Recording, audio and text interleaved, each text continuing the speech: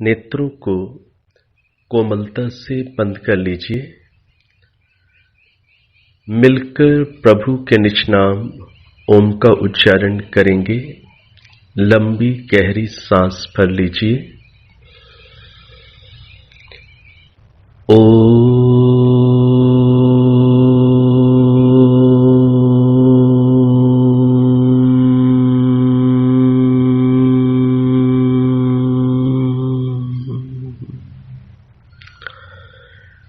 सहना भवतु सहनौ भुनक्तु सह वीर्यं करवावहै तेजस्विनावधीतमस्तु मा विद्विषावहै। ओम शांति शांति शांति।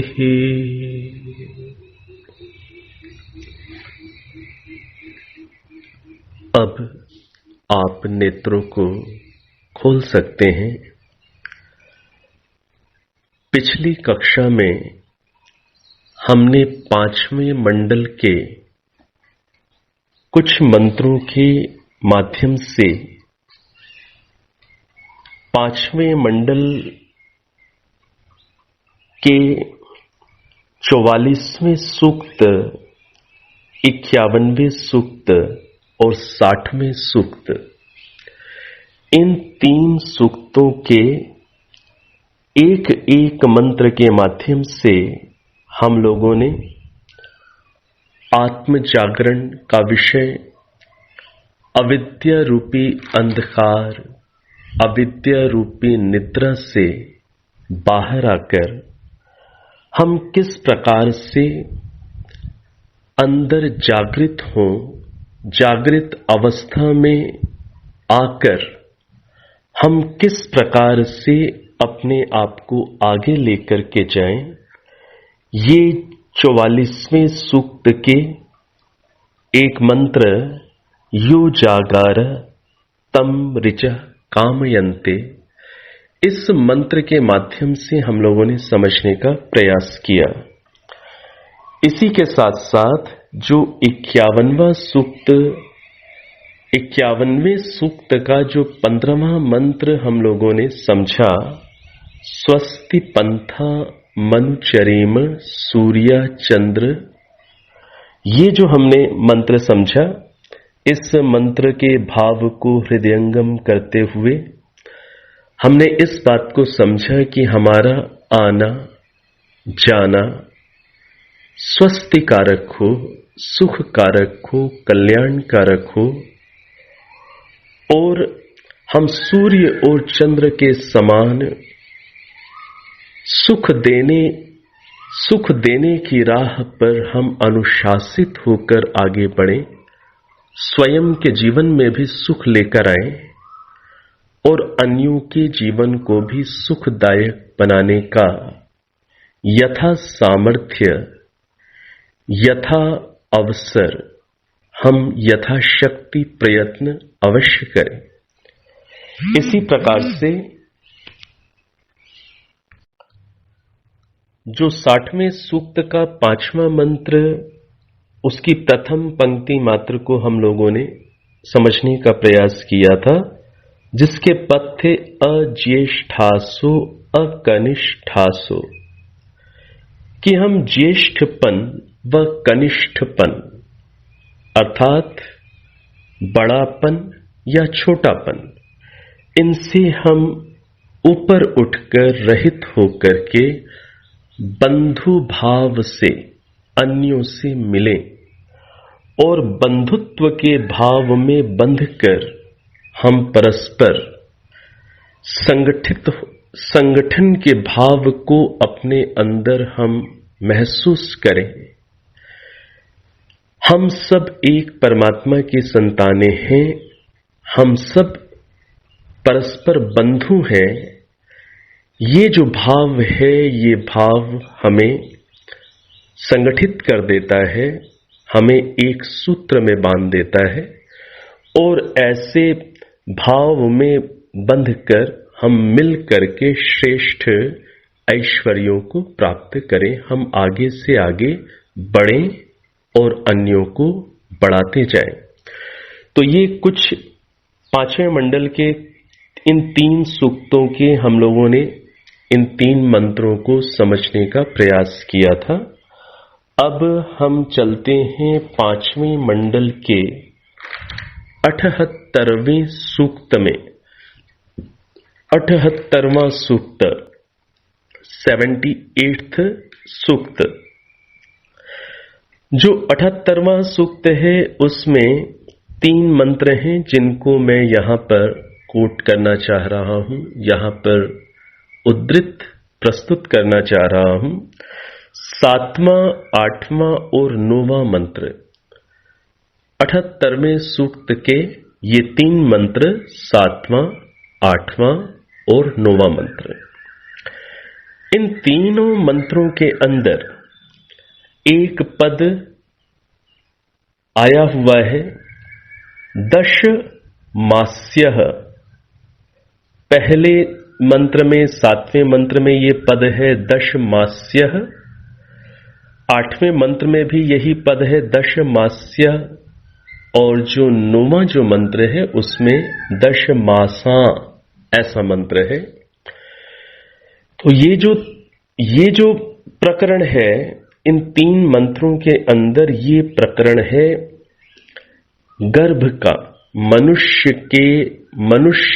के गर्भ में कितने समय तक गर्भ में मनुष्य संतान को धारण करे, इस संदर्भ में ये 3 मंत्र हैं। तो जो गर्भवास है वो गर्भवास यहां वेद के अंदर 3 मंत्रों के अंदर स्पष्ट पद है दश मास। 10 मास, 10 महीने गर्भवास यदि हो जाए तो महर्षि दयानंद सरस्वती जी ने एक मंत्र के भावार्थ में लिखा है, उसको हम लोग पढ़ेंगे कि 10 महीने तक गर्भवास हो जाने पर जो संतान है वो उत्तम उत्पन्न होते हैं। तो ये जो 3 मंत्र हैं, इन 3 मंत्रों का मैं उच्चारण आपके समक्ष कर रहा हूं। उसके बाद फिर हम इनके भावार्थ को, पदार्थ को जैसा उचित और सरल होगा वैसा हम लोग समझने का प्रयास करेंगे। 7वां मंत्र।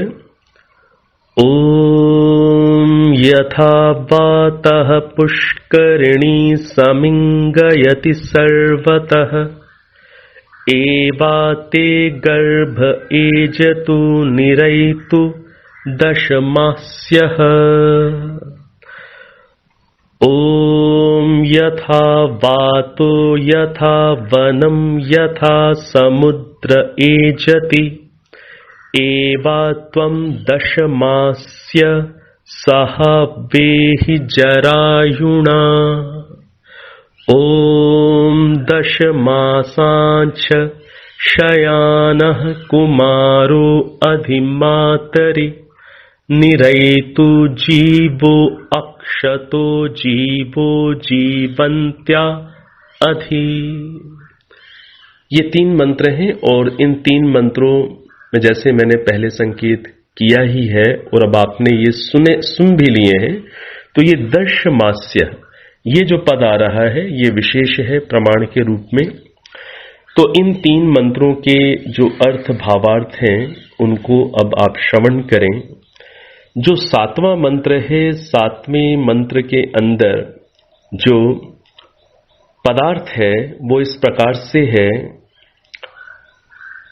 हे मनुष्यों, जिस प्रकार से पवन छोटे तालाबों को सब ओर से उत्तम प्रकार हिलाता है, हे मनुष्यों, जिस प्रकार से पवन अर्थात वायु छोटे तालाबों को छोटे तालाब, पोंड्स आपने देखे होंगे। जब वायु तीव्र चलती है तो वो छोटे जो पोंड्स हैं, तालाब हैं, उनको सब ओर से उत्तम प्रकार से हिला देती है। वैसे ही आपका जो धारण किया हुआ, आपका जो धारण किया जाता वह गर्भ कंपित होवे, अर्थात उसमें जीवन बना रहे, और 10 महीनों में हुआ निकले ऐसा जानो, और 10 महीने होने पर फिर वो बाहर आए ऐसा जानो। ये 7वां मंत्र है। 8वें मंत्र का जो भावार्थ है वो पढ़ रहा हूं। वही गर्भ और उसमें स्थित बालक उत्तम होता है। यहां उत्तम से तात्पर्य स्वस्थता पर ही हम अधिक केंद्रित होंगे। जो 10वें महीने में होता है उसकी शारीरिक स्वस्थता अधिक अच्छी होगी जो 10वें महीने में होगा। और जो आंतरिक जो उसकी उत्तमता है वो संस्कारों पर निर्भर करती है। हम सभी इस बात को समझते हैं कि जो आत्मा है वो जन्म जन्मांतर में सूक्ष्म शरीर के साथ उसे ले जाया जाता है। मृत्यु जब हो जाती है तो मृत्यु होने के बाद आत्मा सूक्ष्म शरीर सहित इस स्थूल शरीर से, जो स्थूल शरीर मृत्यु होने पर नष्ट हो गया, इस स्थूल शरीर से सूक्ष्म शरीर युक्त आत्मा को परमात्मा निकालकर फिर आत्मा के कर्मानुसार अगले जन्म में, अर्थात स्थूल शरीर में सूक्ष्म शरीर युक्त आत्मा को अगले स्थूल शरीर में प्रवेश करा देते हैं। ये अगले स्थूल शरीर में प्रविष्ट होना सूक्ष्म शरीर सहित, यही आत्मा का जन्म होना कहा जाता है। तो जो आंतरिक योग्यता है वो संस्कारों पर निर्भर करती है। तो यहां पर ये जो बात कही जा रही है कि उसमें स्थित बालक उत्तम होता है जो 10वें महीने में होता है, यहां पर उत्तमता से तात्पर्य मुख्य रूप से शारीरिक स्तर के स्वास्थ्य की उत्तमता को हमें ग्रहण करना चाहिए। कई बच्चे ऐसे भी मिलते हैं जिनका जन्म 7वें महीने में ही किन्हीं कारणों से हो गया, किन्हीं का 8वें में हो गया। और ऐसे बच्चों को भी ये जरूर देखा जाता है कि जो बच्चा 7वें महीने में जिसका जन्म हो गया, 8वें महीने में जन्म हो गया, पैदा होने के बाद उसकी काफी एक्स्ट्रा केयर करनी पड़ती है, काफी उसका विशेष ध्यान रखना पड़ता है, तो बच्चा फिर धीरे धीरे स्वास्थ्य को प्राप्त करता है। लेकिन अपेक्षा से एक बच्चा जो 10 महीने पूर्ण करके जो जिसका जन्म होगा, निश्चित रूप से शारीरिक स्तर पर उसका बल, उसका सामर्थ्य, शरीर की पुष्टि उसकी अधिक होगी। और जो आंतरिक योग्यता है, संस्कारों से युक्त योग्यता है, वो तो जन्म जन्मांतर के साथ हमारे सूक्ष्म शरीर में हमारा जो मन होता है उसमें संस्कार रूप में हमारे साथ चल रही होती है। बुद्धि की तीव्रता का स्तर, हमारा रुझान, रुचि, इसी के साथ साथ समझने की योग्यता, कई प्रकार के संस्कार जो हमारे मन के अंदर हैं वो तो मन में है और मन सूक्ष्म शरीर का पार्ट है।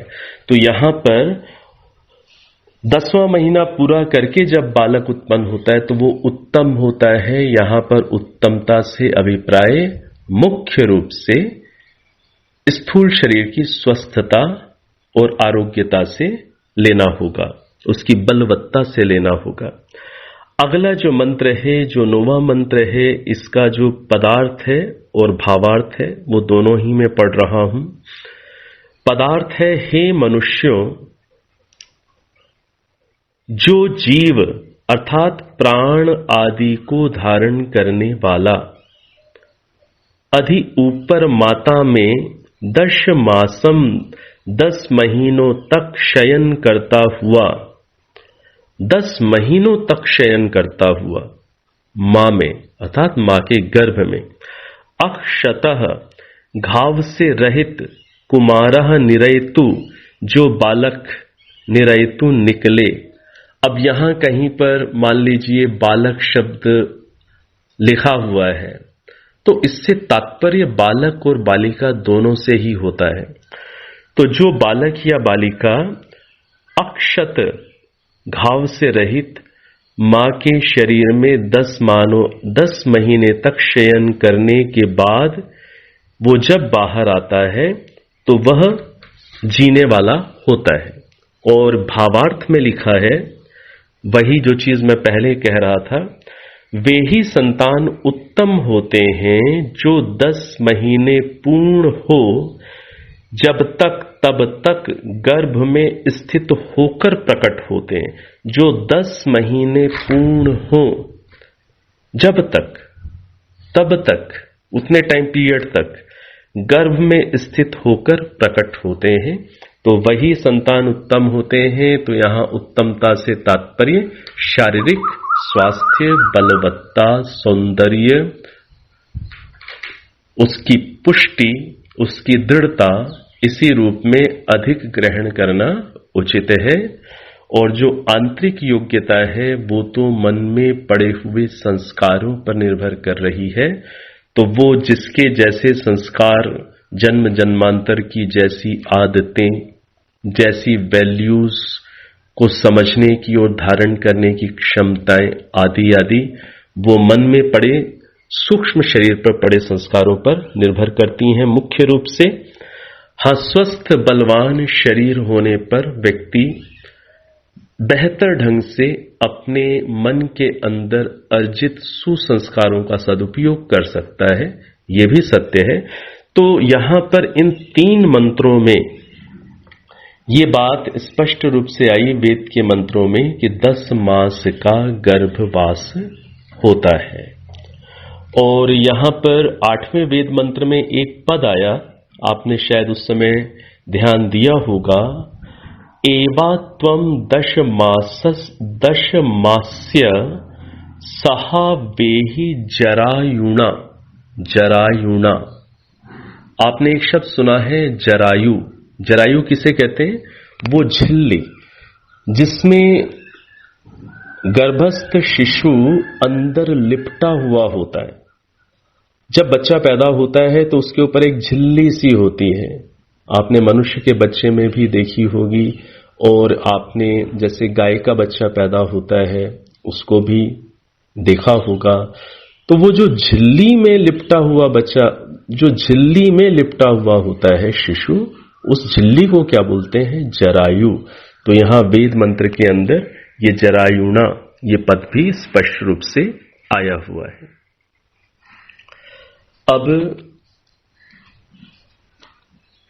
अब अगला विषय हम देखते हैं,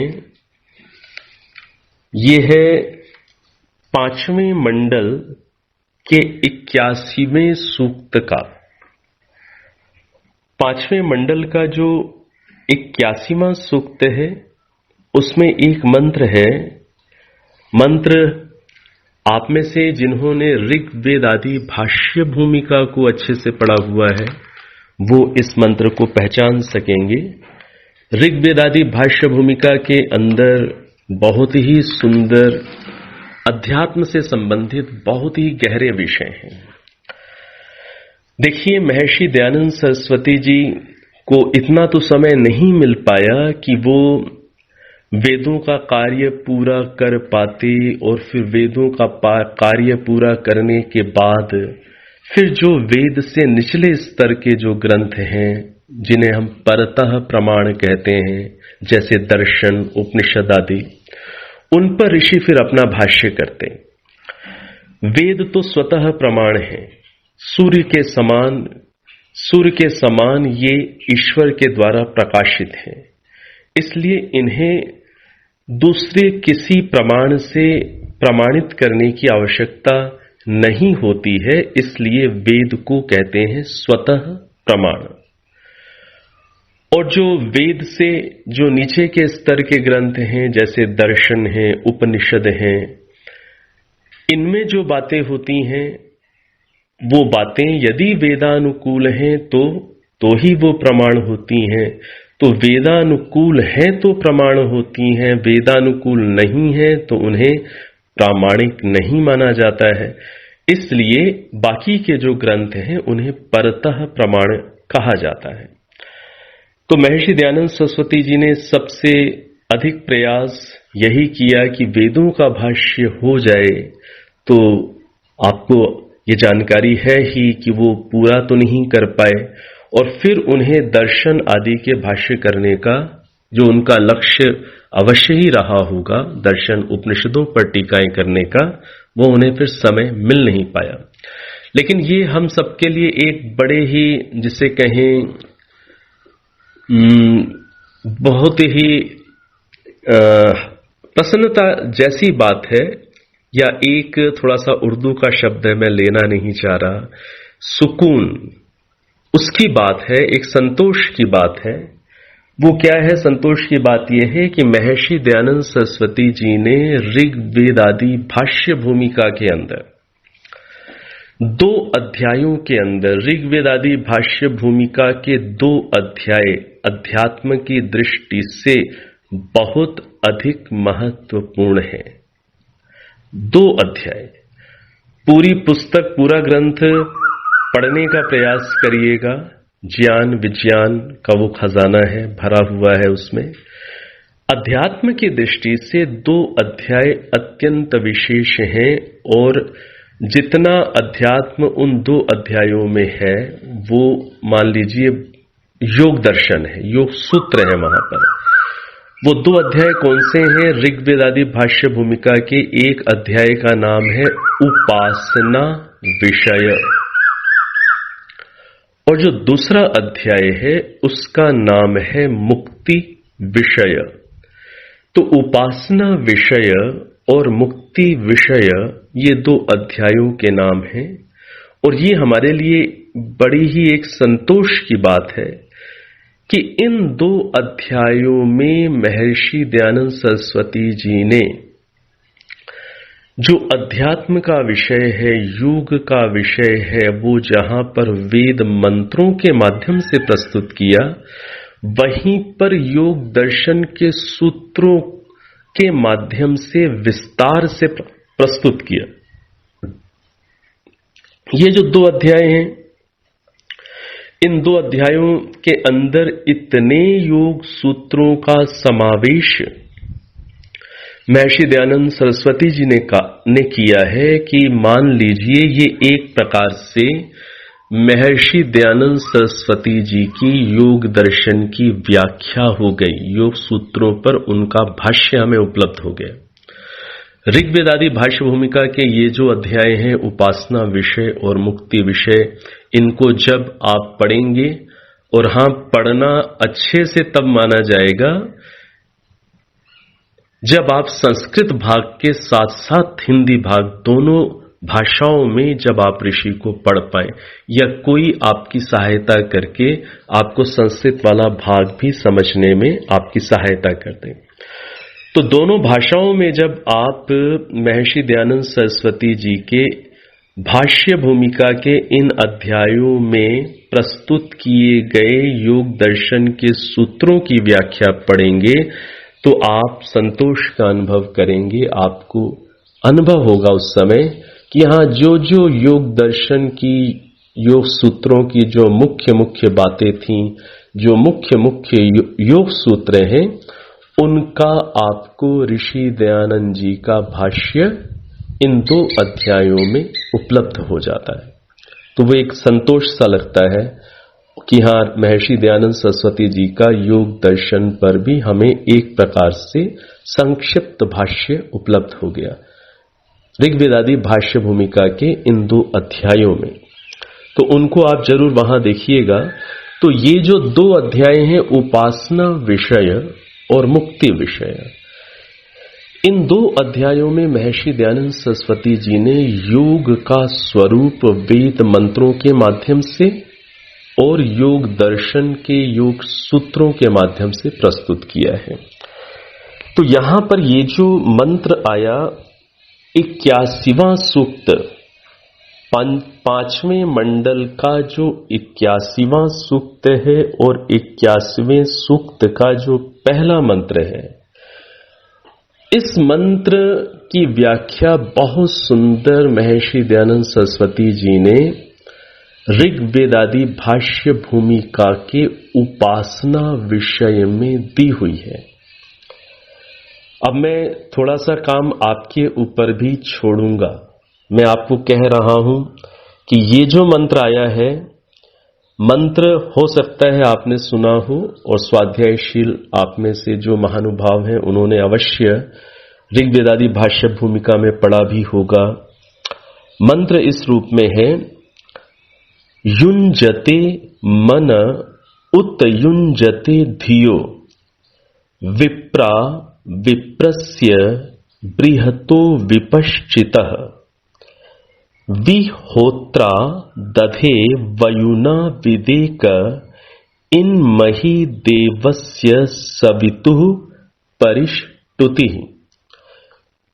तो ये मंत्र है, ओम युञ्जते मन उत युञ्जते धियो विप्रा विप्रस्य बृहतो विपश्चितः विहोत्रा दधे वयुना विदेक इन्महि देवस्य सवितुः परिष्टुतिः।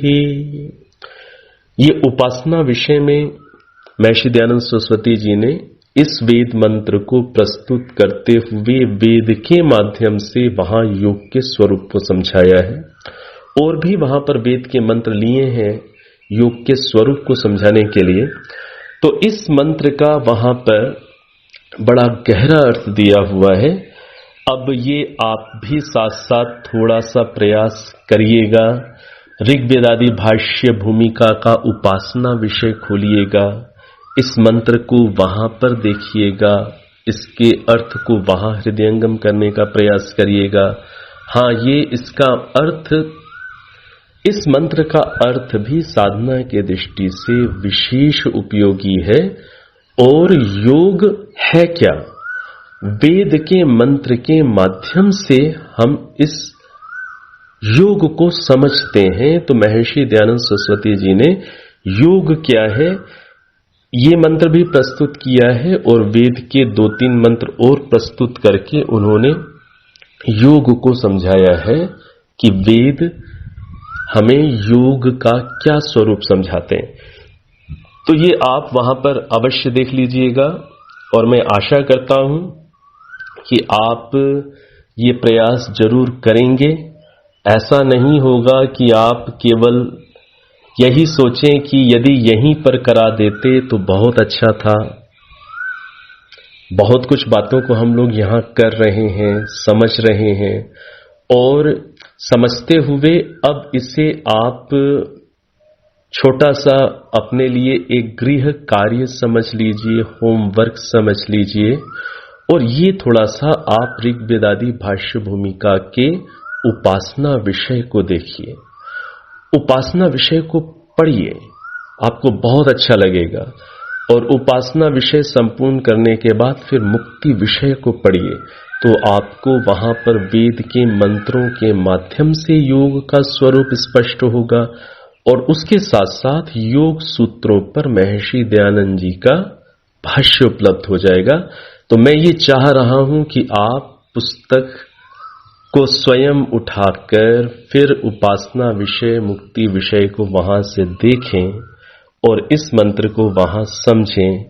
इसलिए मैं बड़े ही सद्भाव के साथ, प्रेम के भाव के साथ अब ये मंत्र, इसकी व्याख्या अभी मैं आप पर ही छोड़ रहा हूं।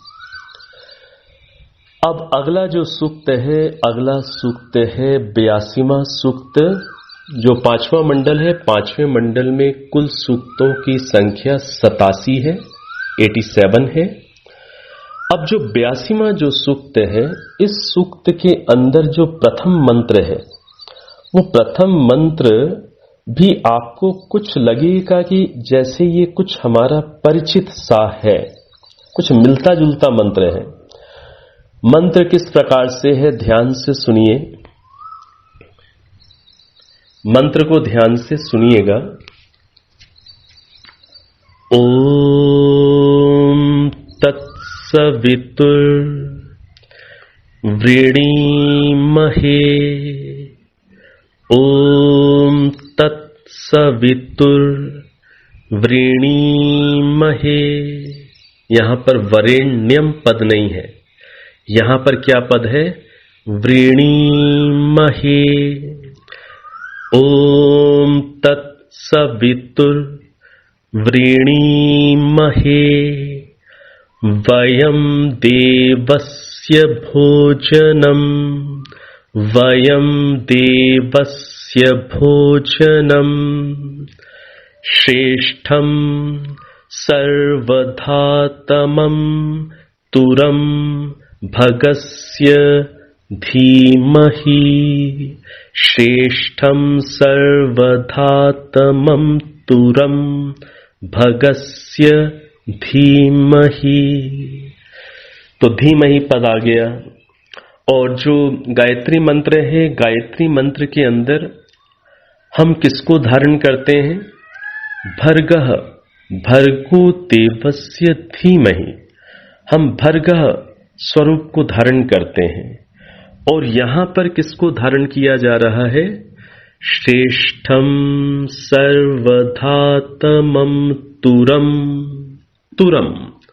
यहां किसको धारण कर रहे हैं, तुरम को। तो तुरम भगस्य, जैसे वहां आया था भर्गो देवस्य, यहां पर क्या आया, तुरम भगस्य धीमहि।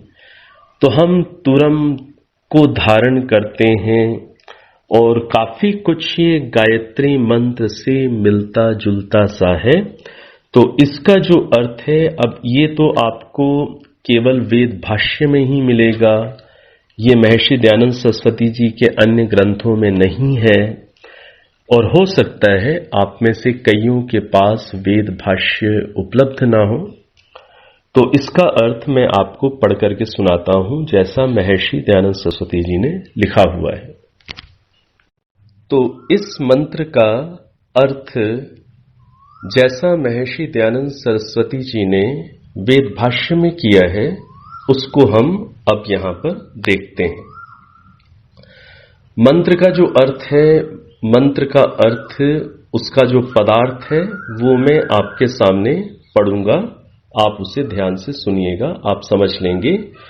पदार्थ क्या है, हे मनुष्यों, वयम, हम लोग, भगस्य, संपूर्ण ऐश्वर्य से युक्त, सवितुः, अंतर्यामी, देवस्य, संपूर्ण के प्रकाशक, जगदीश्वर का जो, श्रेष्ठम, अतिशय उत्तम, और भोजनम, पालन व भोजन करने योग्य अर्थात ग्रहण करने योग्य, सर्वधातमम, सबको अत्यंत धारण करने वाले, तुरम, ये तुरम शब्द को अच्छे से समझें, पद को, तुरम, तुरम का अर्थ क्या है, अविद्या आदि दोषों के नाश करने वाले सामर्थ्य का, किसके, परमात्मा के, तुरम सामर्थ्य का। तुरम सामर्थ्य से, तुरम से क्या अभिप्राय है, अविद्या आदि दोषों के नाश करने वाले सामर्थ्य का। और वो जो सामर्थ्य है अर्थात वो जो तुरम है, उसका विशेषण क्या है, श्रेष्ठम, वो बहुत उत्तम है, भोजनम, वो ग्रहण करने योग्य है।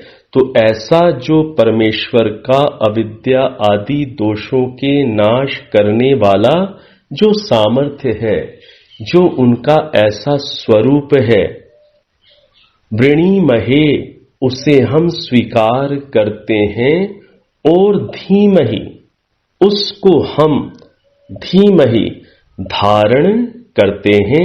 जैसा हम गायत्री मंत्र में बोलते हैं उसे हम धारण करते हैं। तत् उसको तुम लोग भी स्वीकार करो। तो जैसे योगी जन परमात्मा के अविद्या के नाश करने वाला जो उनका सामर्थ्य है, या अविद्या से रहित निर्विकार शुद्ध पवित्र जो उनका श्रेष्ठ ग्रहण करने योग्य जो स्वरूप है, जैसा ध्यानी लोग करते हैं ऐसा हम भी करें, ऐसा तुम भी करो। तो ये महर्षि दयानंद सरस्वती जी ने इस मंत्र का पदार्थ लिखा हुआ है। और इसका जो भावार्थ है, ये मनुष्याः सर्वोत्तम जगदीश्वरम उपास्य अन्यस्य उपासनम त्यजन्ति ते सर्वैश्वर्या भवन्ति। तो इसमें क्या कह रहे हैं, बिल्कुल सरल संस्कृत है।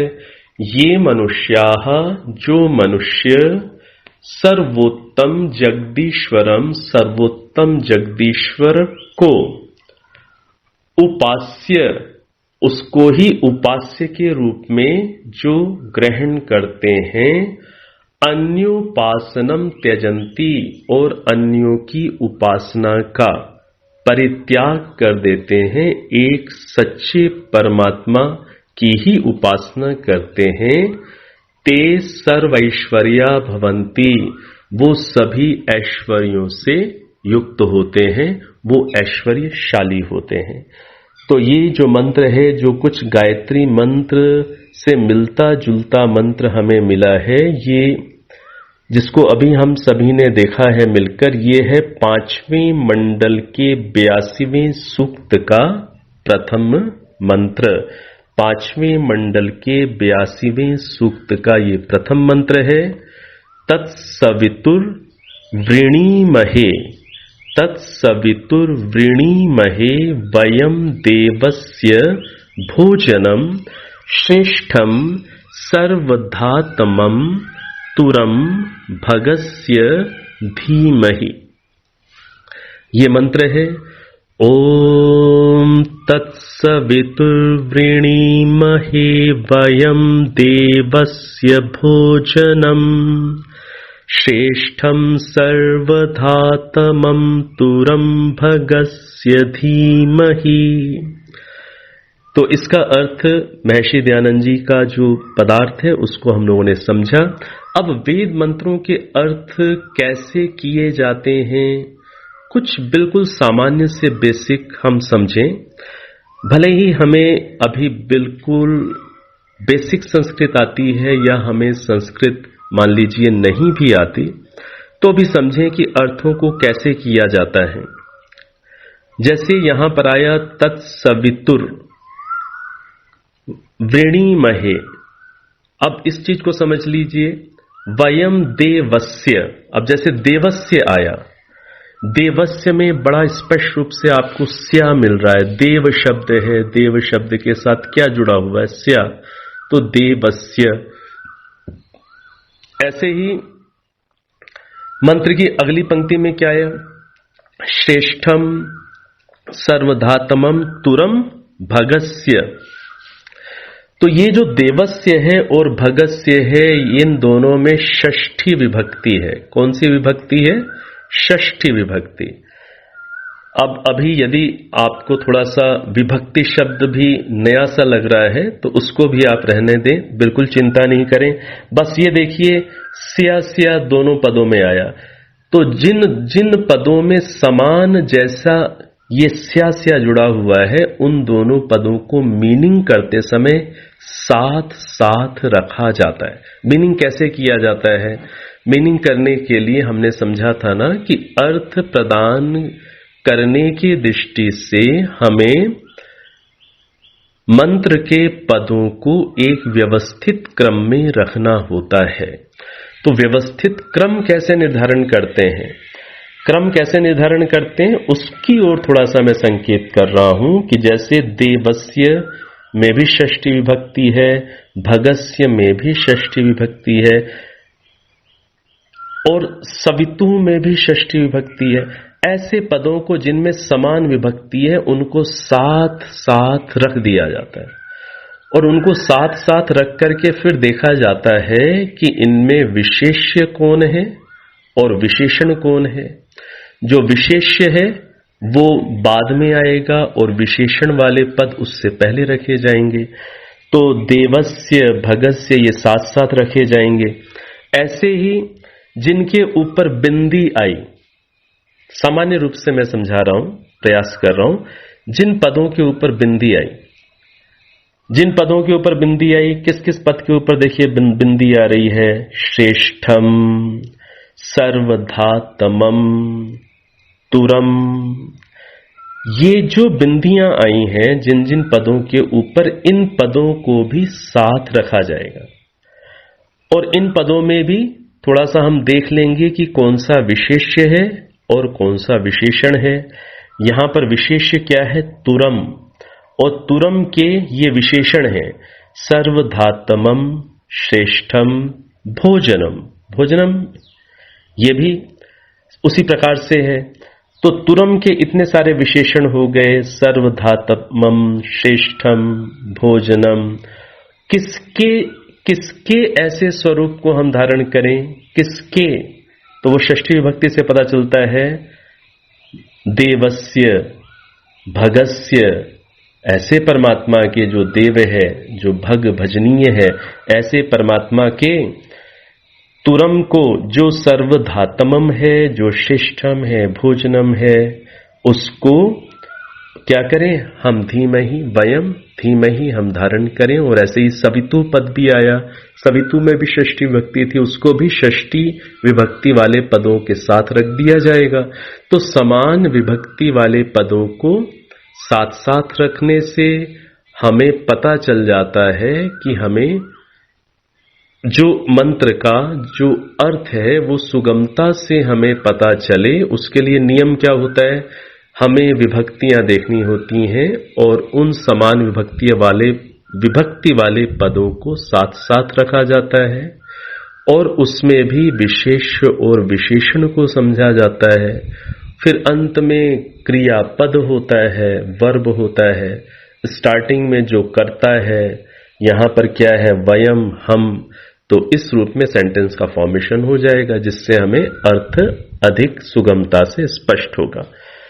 तो ये जो अभी मैंने बातें कही हैं इसमें थोड़ी सी बेसिक संस्कृत की लैंग्वेज यूज हो गई है, विभक्ति।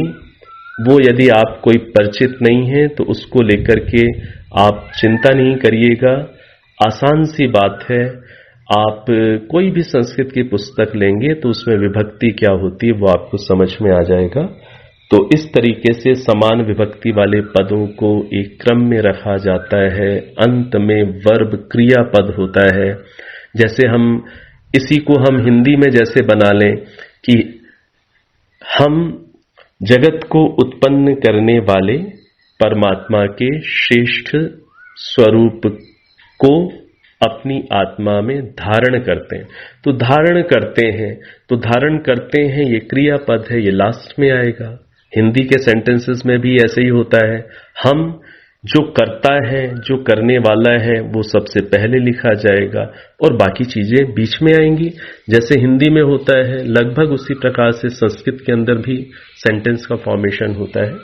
तो ये थोड़ा सा कि जिससे आपको अनुकूलता बन पाए और आप थोड़ा सा परिचित होते चले जाएं मंत्रों से या संस्कृत के नियमों से, इसलिए बीच बीच में ऐसी बातें मैं प्रयास करता हूं कि सरल रूप में रखी जा सके। अब हमारा जो समय है, समय हमारा समाप्ति की ओर है। तो ये 5वां मंडल, उससे हम लोगों ने परिचित होने का प्रयास किया है। अब अगली कक्षा में हम लोग 6ठा मंडल प्रारंभ करेंगे। अब एक बार ओम, 3 बार शांति। ओम।